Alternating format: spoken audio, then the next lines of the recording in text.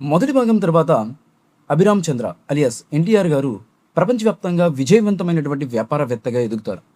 తన తండ్రి కలలను నెరవేర్చుతూ వేలాది కుటుంబాలకు ఉపాధి కల్పిస్తుంటాడు.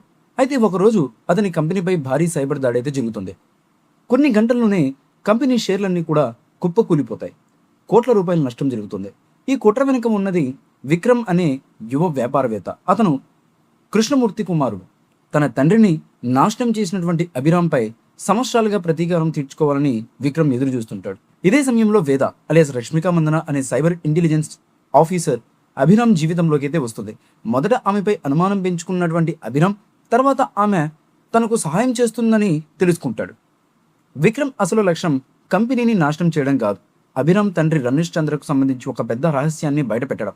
ఆ రహస్యం ఏమిటంటే, రమేష్ చంద్ర గతంలో వేలాది రైతుల భూములను కాపాడడానికి ఒక రహస్య ఒప్పందం చేశాడు.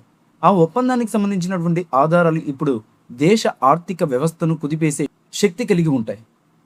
అభిరామ్ వేద కలిసి నిజాన్ని వెతుకుతారు. ఈ ప్రయాణంలో విక్రమ్ కూడా తన తండ్రి చేసినటువంటి తప్పుల గురించి తెలుసుకుంటాడు.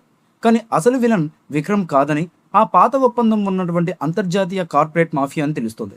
అభిరామ్ తన తండ్రిని నేర్పినటువంటి ఒకే ఒక సూత్రాన్ని గుర్తుంచుకుంటాడు: ప్రతీకారం శత్రువును ఓడిస్తుంది, కానీ క్షమాభిక్ష కుటుంబాలను గెలిపిస్తుంది. భారీ మైండ్ గేమ్ ప్లాన్తో అభిరామ్ కార్పొరేట్ మాఫియాను బహిర్గతం చేస్తాడు.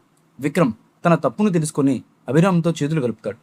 వేద అభిరామ్ ప్రేమలో పడతారు. చివరిగా అభిరామ్ తన తండ్రి విగ్రహం ముందు నిలబడి, నాన్న, ఈసారి మీ పేరు మాత్రమే కాదు, మీ విలువలను కూడా కాపాడాను అని చెప్పడంతో సినిమా ముగుస్తుంది.